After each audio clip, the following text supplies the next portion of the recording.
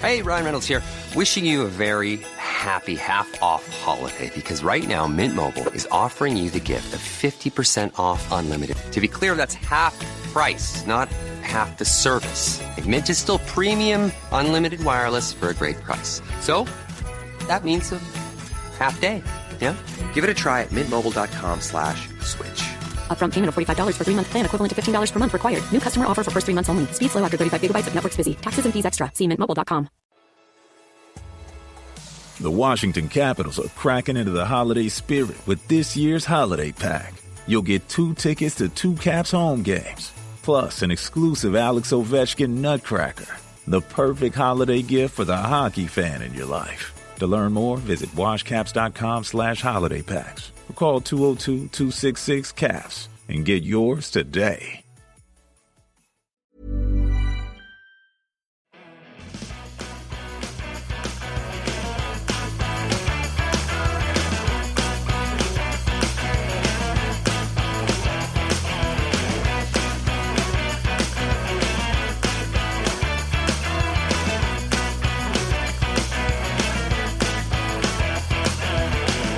Hello, everyone, and welcome to Kilowatt, a podcast about electric vehicles, renewable energy, autonomous driving, and much, much more. My name is Bodie, and I am your host. And on today's episode, we are going to cover one story. That's it.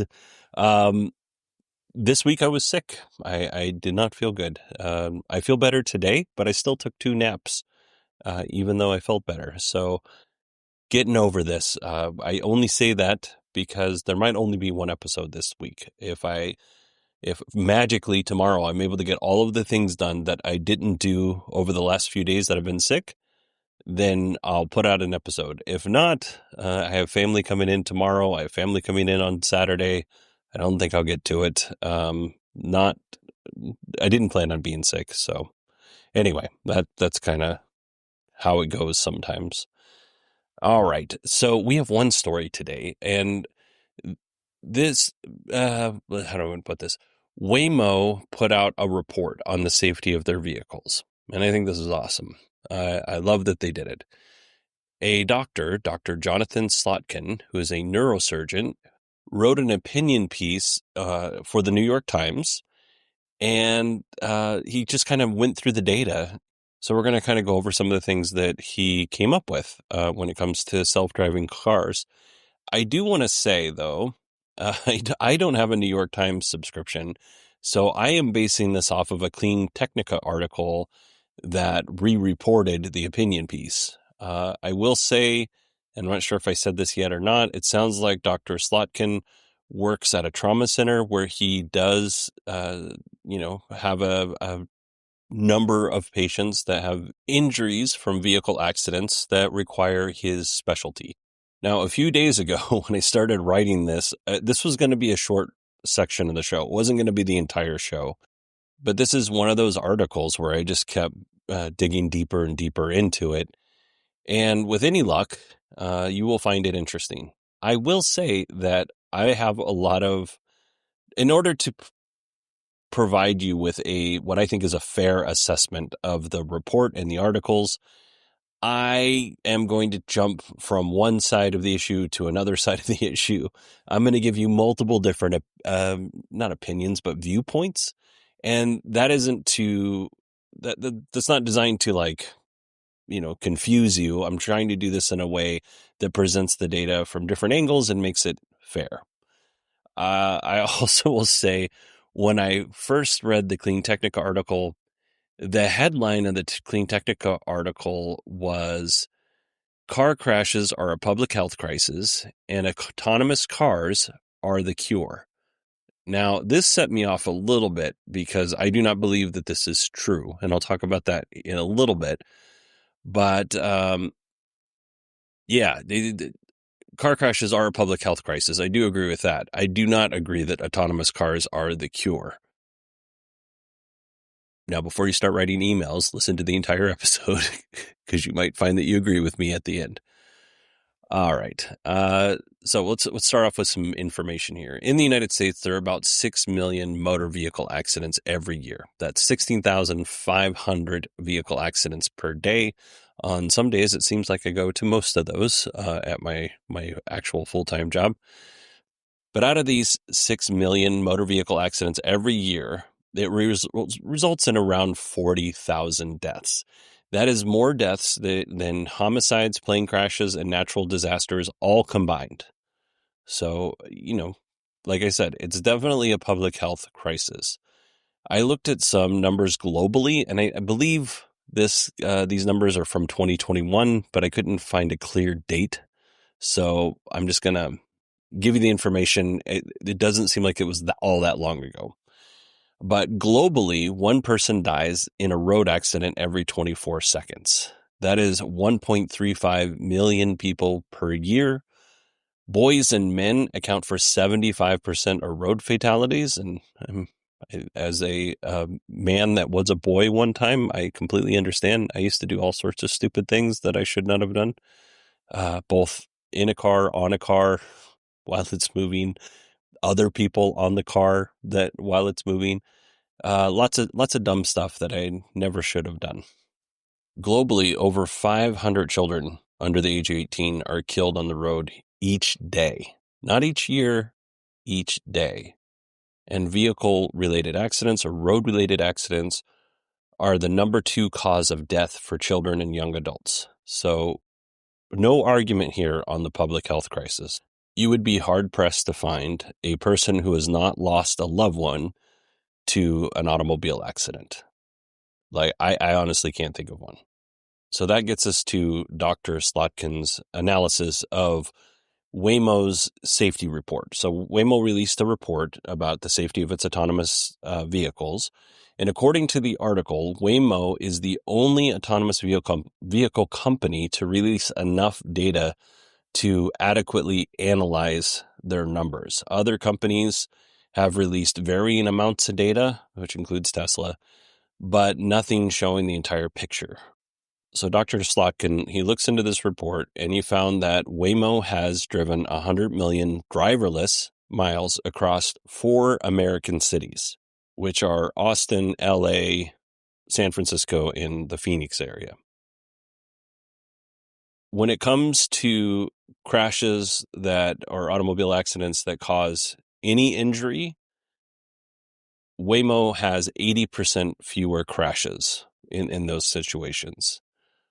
Over those miles, Waymo driverless cars resulted in 91% fewer serious injuries or deaths when you compared them to human drivers. And this next one's a big one. Waymo has a 96% decrease in injury-causing crashes at intersections. Now, in my 25 plus years experience as a firefighter, these are typically the worst kind of crashes. There's a higher chance of death. These are the T-bones, right? There's a higher chance of injury or death, especially when one or both cars is traveling at a high rate of speed. Just to, not to be macabre about this, but I have literally seen a fire truck driving code 3 that was hit. The fire truck, as far as I know, and I don't know if I don't think anybody was cited in this from driving the fire truck, but the fire truck had the green light. A car ran a red light, hit the fire truck so hard that the fire truck went into, it was like I think it went into a light pole, and there was like a little decorative fence into like a shopping center. It was, and the fire truck was going code 3, so it was, somewhere around 10 miles more than the speed limit, or at the speed limit, because we're supposed to slow down at this to the speed limit when we go through intersections, because intersections are dangerous. Anyway, huge hit to that truck. Everybody, thankfully, it was okay. I was not involved. I was just there treating patients. So like I said, in that case, everybody in the fire truck was okay. The person who was driving the vehicle, and if there was anybody else in the vehicle, there were no fatalities. There was probably serious injuries from the folks driving the vehicle, but those weren't our patients. We were assigned one of the firefighters. To give you an idea, our trucks could easily weigh over 40,000 pounds. The ladder truck that I drive is 48 feet long and weighs 78,000 pounds. These are not small vehicles. For a small car or a passenger vehicle to hit a fire truck and cause them to go that far off of their course, that's a good hit. That's a good hit for sure. And of course, like I said, they were already traveling, so it wasn't like they hit them when they were stopped. But still, it caused a lot of damage, not only to the truck, to the person's car, but also the property around it. Another incident was a gentleman was driving a utility truck. I think he was an electrician. Car hit him at a high rate of speed. I think this was a sedan. Hit him at a high rate of speed and obliterated his truck. He sadly passed away. This was at an intersection. One more at an intersection in a brand new neighborhood that they were building. Some kids got a BMW for their birthday or something like that. They were given a BMW and they were driving it at a high rate of speed. They drove through the intersection, hit one of the workers that was either driving to the job or driving away from the job, completely obliterated their vehicle. The kids ended up driving into one of the neighborhood signs, like new neighborhoods had these fancy signs, drove into a sign and did quite a bit of damage to the car. Fortunately, both kids were okay, but unfortunately, the guy that was driving the truck, he passed away. So I don't say that, to sensationalize any of this stuff. I'm saying that to kind of get you an idea of how dangerous these intersections can be, because in my personal opinion, I don't know if it's my opinion, a lot of firefighters' opinion, the most dangerous thing that we do is drive code 3, which means lights and sirens. We're allowed in perfect conditions to go 10 miles over the speed limit. If it's rainy or if it's, dark outside and we can't see and we don't have good, if the conditions are not perfect, we are not allowed to speed. That's how it is in most states. Anyway, so now that we have a very grim and depressing picture of what it looks like to drive through intersections, just going back to this, Waymo has a 96% decrease in injury causing crashes at intersections. So that's good, right? We definitely want that. Over those 100 million miles, Waymo has had 2 fatalities and 1 serious injury. I won't go through those because I've already kind of done that with my own personal stories, but these crashes were caused by humans. They weren't caused by the Waymo. So the Waymo hit, or the passenger vehicle driven by a human hit a Waymo, and that caused 2 people to pass away and 1 serious injury. Dr. Slotkin is claiming that these autonomous vehicles are safer because they scrupulously follow specific rules, and they do. They avoid distraction. They can see in all directions at the same time. They prevent high-speed collisions, which are, like I've already illustrated, the most deadly. But Slotkin does recognize that Waymos aren't perfect, and we still need more data to kind of really analyze. And it's really not for me. Like I'm a big dummy, and I could look at this data and maybe come up with something halfway intelligent, but I'm not a data scientist. There's other people that are way smarter than me that can go through this, but we need more data. And I would like to see that data, don't get me wrong, but this would require companies that are doing autonomous driving efforts, that would require the federal government to force these companies to make that data available to researchers. And because they're practicing on public roads, I would say the public at large. Even though I'm a dummy with a microphone, I would still like to look at that data and see what it shows. But we need the full picture. Now, companies like Tesla, and I'm not specifically picking on Tesla here, but they have said in the past that they don't want to release that data because it would give their competitors an unfair advantage. Well, I don't think it gives anybody an unfair advantage if you release everybody's data. I think everybody can kind of look and learn off of each other, because if you listen to what Elon's saying, that it's foolish to allow humans to drive. So why don't we make that data available so that we can have, safer roads and we can solve this problem faster? The reason why is because Tesla's a company and it wants to make money. But it kind of goes against the let's go ahead and solve autonomous driving so we can be faster, when you're like, well, no, we don't want to share this with you because you might get a better product than us. Now, I understand, again, Tesla's a public company, needs to make money. Elon Musk would love to license out FSD to third-party auto manufacturers, but they don't want it. And, there are probably valid reasons for them not to want it. All right. Now, this kind of goes into, that's Dr. Slotkin's bit. This next bit was kind of my thought process, I guess, as I was reading this article. I was making a ton of different notes, and I was trying to see it, like I said, from different viewpoints. Hey, Ryan Reynolds here for Mint Mobile. One of the perks about having 4 kids that you know about is actually getting a direct line to the big man up north. And this year, he wants you to know the best gift that you can give someone is the gift of Mint Mobile's unlimited wireless for $15 a month. Now, you don't even need to wrap it. Give it a try at mintmobile.com/switch. Upfront payment of $45 for 3-month plan equivalent to $15 per month required. New customer offer for first 3 months only. Speed slow after 35 gigabytes if network's busy. Taxes and fees extra. See mintmobile.com.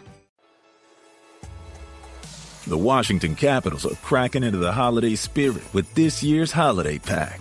You'll get 2 tickets to 2 Caps home games, plus an exclusive Alex Ovechkin nutcracker, the perfect holiday gift for the hockey fan in your life. To learn more, visit washcaps.com/holiday packs or call 202-266-CAPS and get yours today.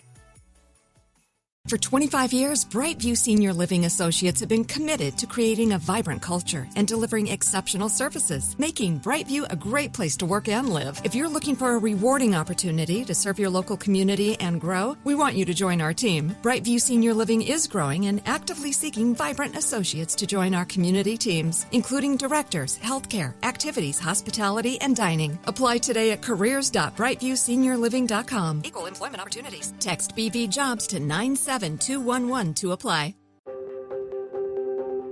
Last year, Instagram launched teen accounts, which default all teens into automatic protections for who can contact them and the content they can see. And we'll continue adding new safeguards for teens to help give parents peace of mind. Explore teen accounts' automatic protections and all of our ongoing work at instagram.com/teenaccounts.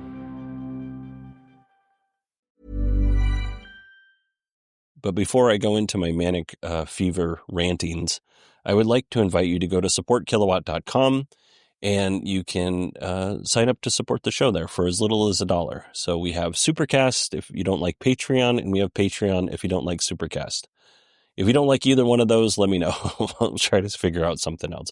But in a few short weeks, almost like, what is it, a month from now? What's today, the 4th?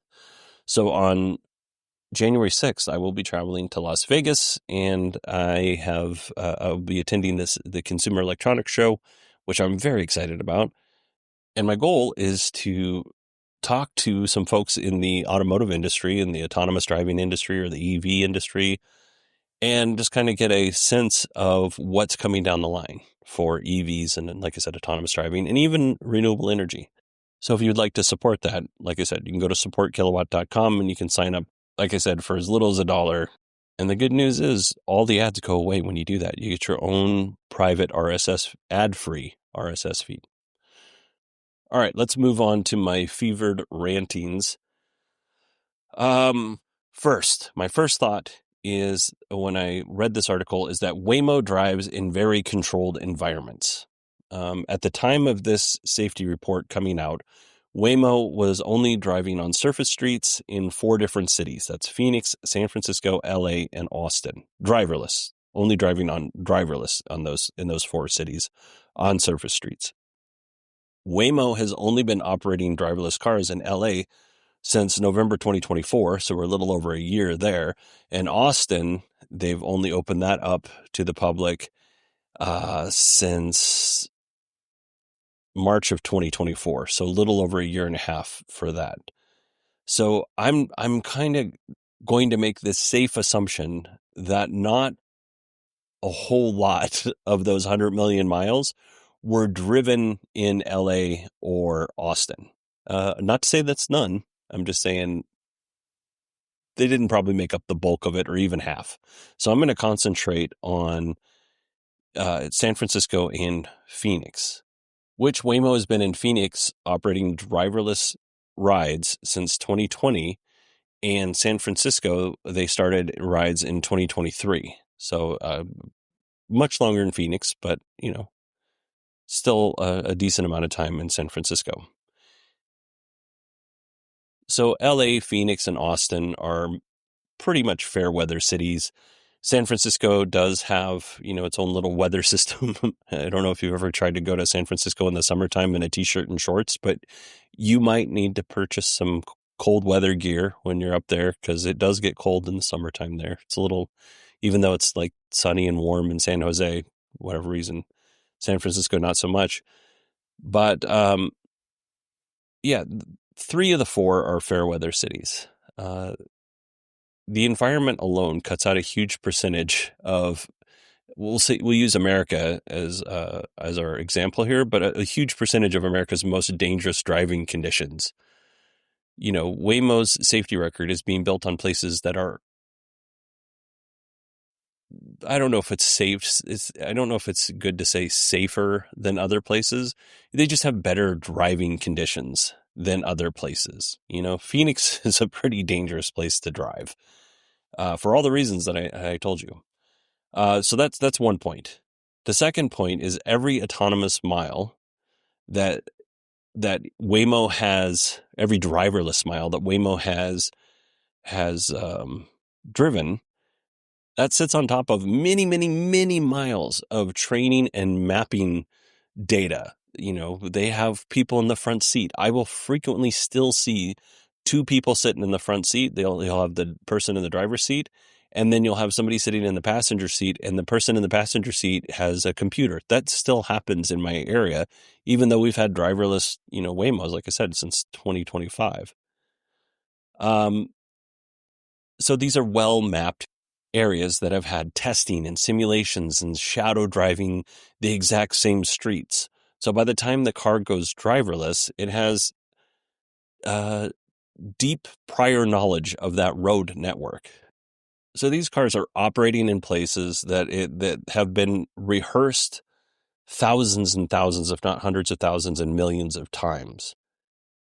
So not to say that that's bad, but it is different. Not every robotaxi company is taking this same approach, for instance. So I think it's important to call that out.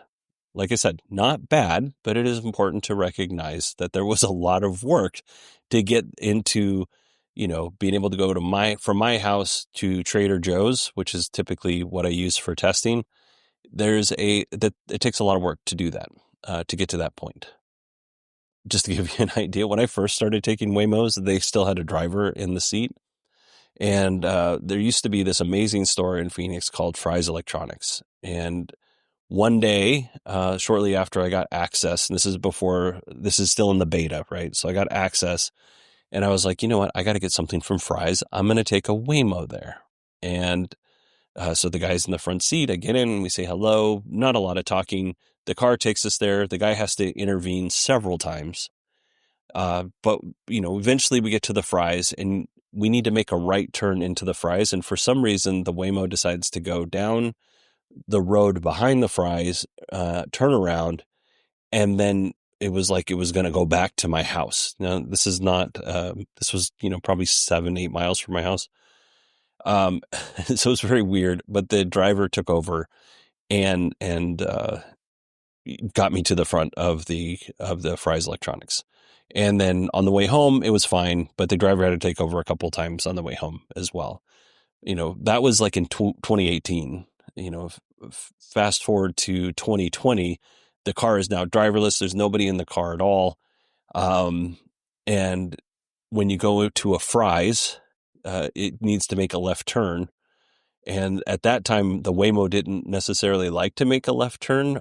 And at the entrance of the Fries, not too far away, was the intersection. So it would drive to the intersection, make a left turn, drive completely through a neighborhood so that now we're going south so it can make a right turn into the intersection. It doesn't do any of that anymore. So I do want to, give Waymo credit for the, the improvements that they've made on their service. But it still does weird things. Recently, there was like a incident involving police where their guns were drawn, and there was a guy on the ground outside of his car, and the Waymo, just kind of made its typical, made its little left turn past all of this chaos. A human driver would have recognized the danger in that situation, especially with guns drawn, and maybe turned around or just stayed and not driven through an active police scene. So, there's improvements, but there's still there's also room for improvement. So the third thing, which kind of leads me to all the stories that I said, Waymo has avoided, for the most part, high-risk scenarios. So it's not driving on freeways, or until recently, it now drives on freeways in Phoenix, and I haven't done that yet. And I'll be honest with you, I'm a little scared too, but in the not too distant future, when I have a little bit more time, I may take a Waymo ride from my house to the airport and then back. I think that's where they go. We'll see. There's all sorts of road construction on the Phoenix roads. All the snowbirds are back, so the freeways are more packed than normal in the summertime than what you'd find in the summertime. But anyway, until recently, they weren't traveling on freeways, and they're only doing that in Phoenix, as far as I know at the moment. They're not traveling on small rural roads, no unpaved roads, definitely not mountainous terrain, no blizzards or heavy storms, although that's coming. And then when it rains really hard, you will frequently see Waymos parked in my neighborhood, just like off to the side, to wait for it to stop raining. So they're not really operating in rainy conditions either. It's not to say that none of them are. It's just to say that I've seen some parked in my neighborhood. It's a frequent place for them to park. So because of this, there's not as many opportunities because we were operating in a small area. We've reduced the risk down to something that is considered manageable. We're not driving at super high rates of speed. Because of this, I think that does not adequately compare to humans. And I will freely admit that humans often make the worst decisions in good and bad weather. But as it is right now, if you're going to compare apples to apples, yes, Waymos are driving on roads wirelessly. They're driving on our roads driverlessly. Yeah. But they're not doing the same thing that humans are. And they're not taking the same roads. So if we were going to compare these numbers, it would probably be better to compare the numbers in the areas that Waymo's actually driving, instead of comparing it to, the United States as a whole or globally. Now, as far as, making it easy to drive, I don't know how many of you folks have been to Phoenix, but Phoenix is like a grid system. It's a giant grid system. We have roads that travel west and east and west across multiple cities. Same road, basically going the same direction. If you're going east on Van Buren, for instance, you will continue going east on Van Buren until you're from like the West Valley all the way into the East Valley. Like you'll cross several cities. Van Buren's not going to make this weird turn and all of a sudden you're going south. Although we do have some roads that do that. But for the most part, the main roads that these Waymos are operating on go north or south, east or west. So there's an advantage when you're trying to learn how to drive in a particular city with an autonomous vehicle. We have nice, big, wide lanes here, huge intersections. They're predictable. They're well lit for the most part. And the road markers are easy to see. we don't have faded road markers or no road markers in those areas. Everything's marked where it should be. Even in downtown Phoenix, which is a big, commercial corridor where things are a little more tight and it's a little more chaotic, it's still better than it's way better and easier to drive than in like San Francisco, which gets a little chaotic. We also, in downtown Phoenix, we have a SkyTrain, which is not a SkyTrain. I don't know why they call it SkyTrain. It's just a train that's on the ground, but these cars need to look out for it. So that's something in its credit, because as far as I know, we haven't had a Waymo hit the train. But that's all to say that Phoenix is a really good place to test this. Big lanes, a lot of visibility, predictable traffic flows, relatively few weird legacy road designs. Now, the counterexample to Phoenix would be San Francisco. Now, and I will say it's been a minute since I've been to San Francisco, probably 15 or 16 years. But I used to go all the time. Waymo has had some issues in San Francisco in the past. I haven't really heard anything recently. And I think some of the issues that Waymo has was because of GM Cruise, and GM Cruise just had an awful reputation in San Francisco. And I think some of the things I think Waymo got pulled into that GM Cruise hate a little bit. But, San Francisco has tight lanes, steep hills, the visibility coming up on some of those hills because they're so steep and you come to an intersection, it can be a little sketchy. A lot of pedestrians, a lot of cars parked along the road, dense transit. They also have, oh man, it's not a train, trolleys. They also have the trolleys that you can get on and off of. So San Francisco is exposed to edge cases that Phoenix rarely is. So that's the counterexample to Phoenix. But that's one city. Austin, I've never been to Austin, but it looks like it's fairly easy to drive there. LA is a little more complicated, but still, I would say that San Francisco is probably the most complicated out of the four.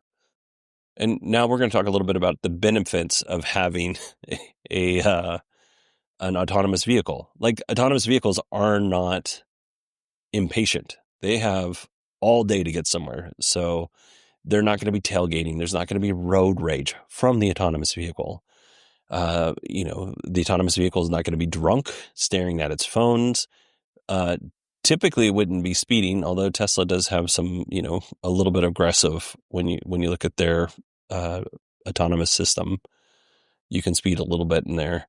But as far as Waymos go, they're not going to try to beat the light. They're going to try and make the safest decision possible, and which, is great, because that eliminates a lot of the dumb things that we as people do.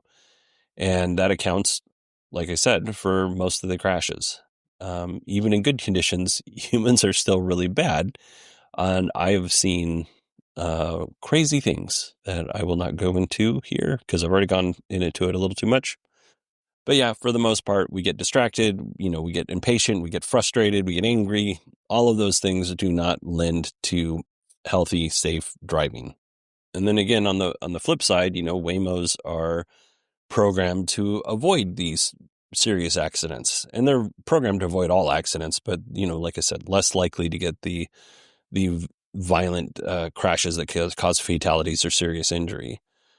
And this is really important to bring up because injury and death numbers depend on the impact of the severity of the impact. Waymos typically will brake earlier. They will slow down more often. They will give very generous following distances. Like I said before, they avoid sketchy, unprotected left turns. They will yield to pedestrians and cyclists. Although I did have a moment when the first time I took my Waymo from my house to Trader Joe's, this was during the pandemic in the summertime. And I think it was the summertime. It was hot outside, but it was still during the pandemic. And I was in the Waymo, and early in the morning, that's when the seniors could go. And then at like 9 o'clock, everybody else could go. So I get in and take my little trip, and it doesn't make that sketchy left turn again, and it goes through neighborhoods to get to, and it's not always the same neighborhood, by the way. When it was doing this, it would go through different neighborhoods. But anyway, it didn't make that left turn. Now it's time to drop me off. There's all of the senior citizens exiting from the Trader Joe's, and the Waymo did not do anything that was dangerous. But this is a time where the driverless cars were new, and people weren't used to seeing somebody not in the driver's seat. So these folks were pushing their carts, and they got their groceries and taking them out to the car, and the Waymo just keeps creeping up inch by inch by inch. When it gets a little bit of space, it would just creep up, and then the door opens, and I am smack dab in the middle of all these seniors when this car did this very unsafe isn't maybe the right answer, but very odd behavior. And I felt awful and embarrassed. And, I was just like, I'm sorry. But yeah, it does much better with pedestrians now. Cyclists, I haven't had too much experience with it coming up on cyclists, but I would imagine that it does good with that as well. But all of these things naturally reduce these, high impact collisions, which in turn can seriously injure somebody or kill them. So because of all of those things, in these city environments where Waymos are operating at lower speeds with more conservative behavior, accidents are going to be, they're still going to happen, but they're going to be milder. Hey, Ryan Reynolds here for Mint Mobile. One of the perks about having 4 kids that you know about is actually getting a direct line to the big man up north. Mm-hmm. And this year, he wants you to know the best gift that you can give someone is the gift of Mint Mobile's unlimited wireless for $15 a month. Now, you don't even need to wrap it. Give it a try at mintmobile.com/switch. Upfront payment of $45 for 3-month plan equivalent to $15 per month required. New customer offer for first 3 months only. Speed slow after 35 gigabytes if network's busy. Taxes and fees extra. See mintmobile.com. The Washington Capitals are cracking into the holiday spirit with this year's holiday pack. You'll get 2 tickets to 2 Caps home games, plus an exclusive Alex Ovechkin nutcracker, the perfect holiday gift for the hockey fan in your life. To learn more, visit washcaps.com/holiday packs or call 202-266-CAPS and get yours today. So to summarize all of this up, in my opinion, Waymo's crash numbers look low because basically because they operate in controlled conditions. They have good surface streets that are easy to navigate, good weather, the areas are well mapped, and these, the lanes are wide and predictable. Whereas if you take a Waymo that isn't going, you're not going to be able to drop a Waymo in Wheels Point, Texas, where my grandma lives. My grandma Joyce, she just turned 90 years old. So happy birthday, Grandma. Honestly, I'm not very close to that part of the family because they lived in Texas and I grew up in Alaska in the 70s and 80s, and we just never saw them that much. But it's worth giving her a shout out since Wheels Point does have a lot of those, rural road conditions. You can have tornadoes out there. You can get crazy rain, lightning storms, all that stuff. And then, those 100 million driverless miles that's sitting on top of lots of pre-tested, pre-mapped, rehearsed miles. And then the third thing is, they don't do the thing that caused the most injuries, which is speed. They don't get distracted. They don't drive drunk. And it tends to, they brake early and like I said, drive conservatively. Now, why did I give you this long diatribe without a real viewpoint? I wanted to present what I felt was like a fair look at these autonomous driving systems. And in this case, it's Waymo, but you could apply this to a lot of different autonomous companies out there. The reason I gave you all of this is because I took issue with the headline that Clean Technica used. I don't take issue with the article. The article's fine. I do not love the headline, which is car crashes are a public health crisis and autonomous cars are the cure. I have a real issue with this headline because they are not the cure. I think there's a real danger in putting too many of your eggs, we'll put it that way, in one basket. So autonomous driving cars are not a silver bullet. They are a part of the cure, but autonomous cars are not going to fix everything. They're still going to make lots of stupid mistakes. So besides autonomous cars, we still need, road design changes, especially as autonomous cars become more prevalent. It'll make more sense to change the way our roads are designed. But that takes time, takes money, takes government approval. Not going to happen super fast. If we have this autonomous car utopia, we can maybe lower speed limits, because you're in the back of the car. You can watch a movie, you can be productive, or you do all sorts of different things. You don't have to specifically be paying attention in driving, and maybe we can lower the speed limit on the freeways from 75 to 55 and still be okay. And you can still get to places relatively quickly. We need protected spaces for cyclists and pedestrians. And that is specific. I put that in there specifically because of the GM Cruise car that hit the cyclist and drug them. We need to continue working on advanced safety systems. And here's a big one near and dear to my heart. We need faster EMS response to these accidents. In the area that I live and work, for the most part, you're going to get a fire truck to your accident in 3 to 5 minutes pretty consistently. From the time that you call 911, they're going to dispatch, but from the time that they're dispatched to the time that you see them, 3 to 5 minutes. We have very good coverage in the more populated areas. Now, as a metropolitan area, we have grown significantly. And because of the pandemic and a bunch of other things that I'm not really going to get into politically, the public safety, which includes cops, EMS, and fire, has not grown at the same pace that these cities have grown. When I first started, not a handful of houses isn't the right word, but we have significantly more homes in the area that was our first due than there are now. To give you an idea, sometimes if we were responding to emergency, it was not uncommon for us to be responding for 10 or more minutes for emergency calls because we were the closest truck. And if you don't know how the Phoenix metropolitan system works, fire system is whoever is the closest truck. It doesn't matter which city you work for. Whoever is the closest truck responds to that emergency. So we're the closest truck and we're 10 or more minutes away from that emergency call. The closest ambulance to us at that time was probably 15 or 20 minutes away from that emergency call, responding to that same area.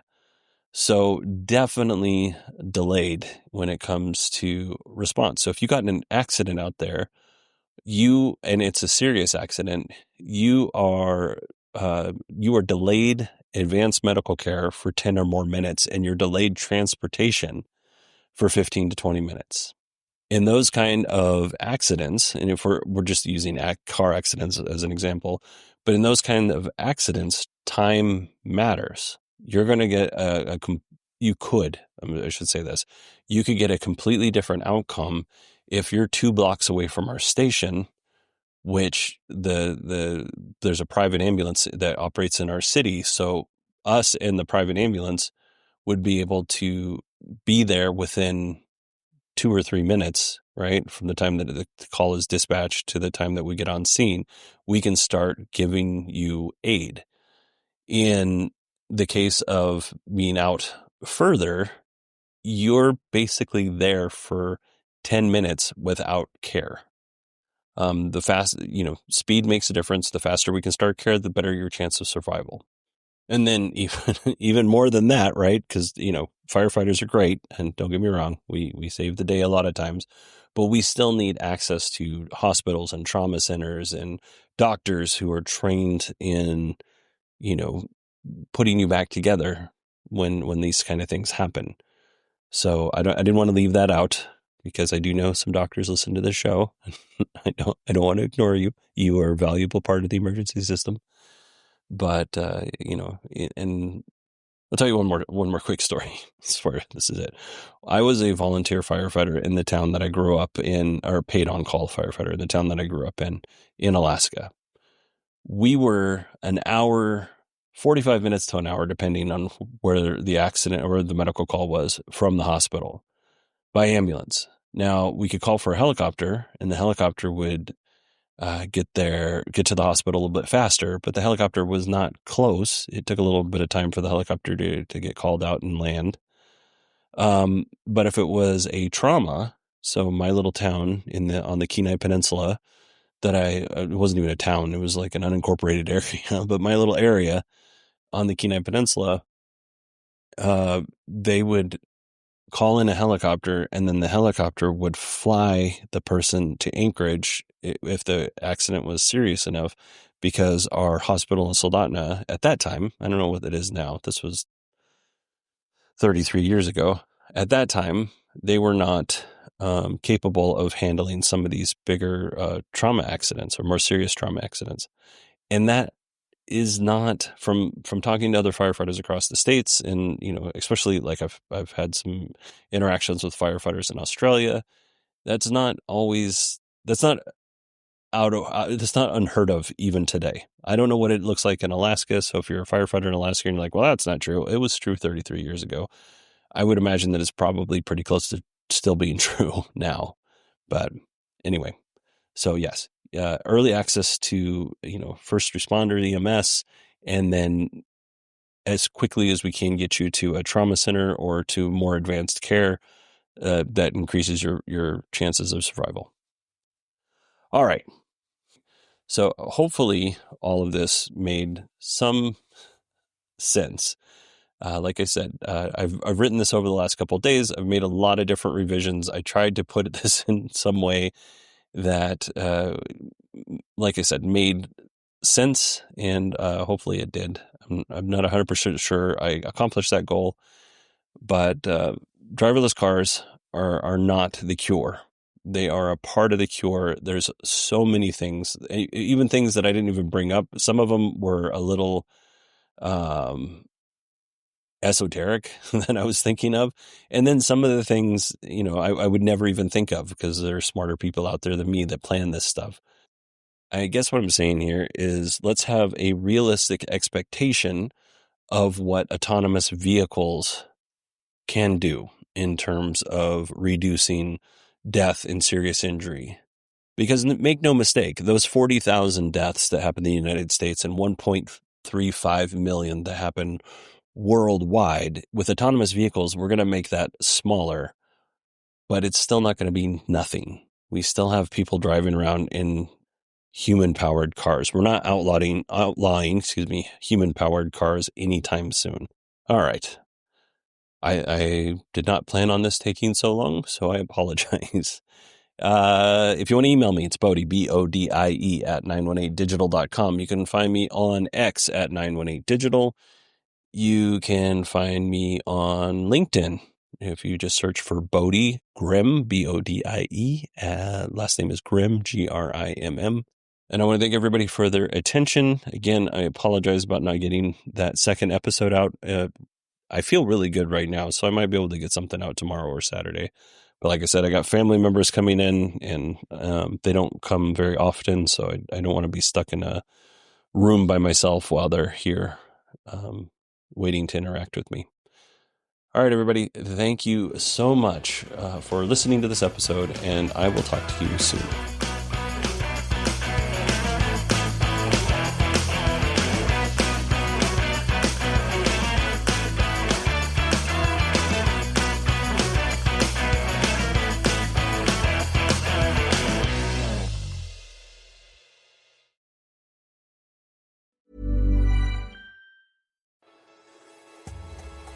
The Washington Capitals are cracking into the holiday spirit with this year's holiday pack. You'll get 2 tickets to 2 Caps home games, plus an exclusive Alex Ovechkin Nutcracker, the perfect holiday gift for the hockey fan in your life. To learn more, visit washcaps.com/holiday packs or call 202-266-CAPS and get yours today. For 25 years, Brightview Senior Living Associates have been committed to creating a vibrant culture and delivering exceptional services, making Brightview a great place to work and live. If you're looking for a rewarding opportunity to serve your local community and grow, we want you to join our team. Brightview Senior Living is growing and actively seeking vibrant associates to join our community teams, including directors, healthcare, activities, hospitality, and dining. Apply today at careers.brightviewseniorliving.com. Equal employment opportunities. Text BV Jobs to 97211 to apply. Healthcare can feel complicated. That's why Optum uses technology to connect the people and processes that make healthcare easier, more affordable, and more effective. We're making it clearer for you to know exactly what your benefits cover. And to help you better manage your health, we're coordinating care between your doctors and your technology. We believe better, simpler healthcare is always possible. That's healthy optimism. That's Optum. Visit Optum.com to learn more.